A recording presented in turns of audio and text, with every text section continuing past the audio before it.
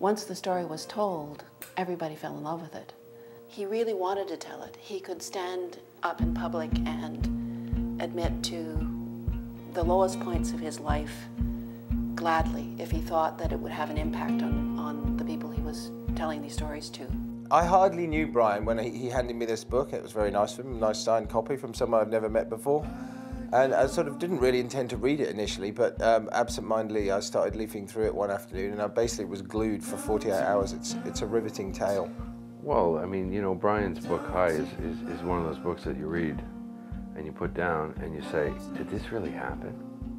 I mean, is this actually true? I mean, this has got to be fiction, right? So the big challenge with High was getting Brian to live up to his own ambition for the book in terms of honesty and what he could actually admit to himself about his own failings in the telling of the story. I need to shed myself of those secrets by sharing them. I stand up here in front of you and God and everybody and tell the deepest secrets of my life. And I live through it, and I'm okay, and I'm better, and getting better all the time.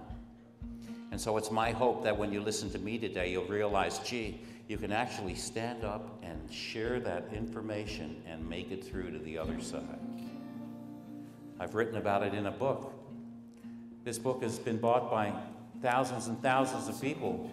I've spoken to tens of thousands of kids, and I'll start right from the beginning, from where I feel that my life took a turn from a normal person, from a regular little boy, and had a normal life just like probably most of you. I'm sitting in class, and in comes the brother. We were taught by the Christian Brothers, and he walked in and he threw his books down on the desk, and as I was looking around, I heard, "O'Day." And I looked forward, and the brother said, "Come up here." And he said, "Hold him out." And I said, "Excuse me, brother?" He said, "Your hands, hold them out."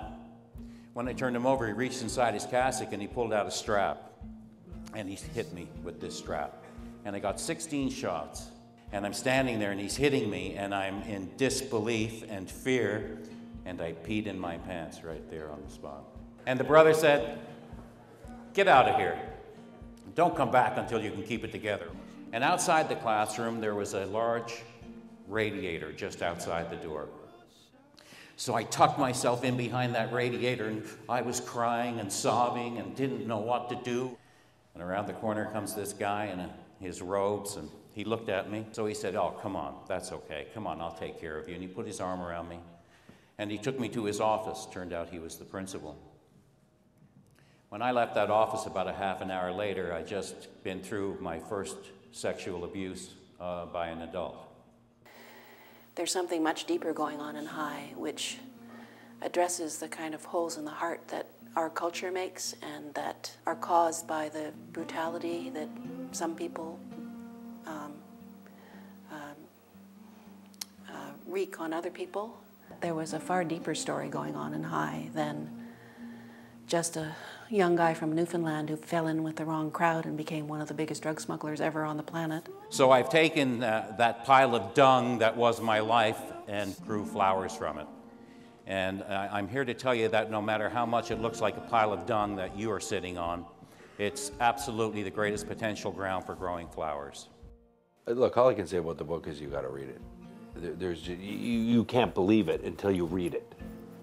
For me, it's an incredibly cautionary tale. It's one of those, you know, there but for the grace of God go I, or at least someone like me, because it's very, even though he went to an incredibly dark place, you understand, like, from one step to the other how he got there, and more importantly, you understand how he did turn his life around and how he really has been trying to pay it back ever since, right, in terms of helping other people who've got drug problems. And really it's a warning for all of us as what can start off as a sort of a nice idea can turn into a very, very dark place. And on top of that all, it's beautifully written. Why wouldn't I want to publish it?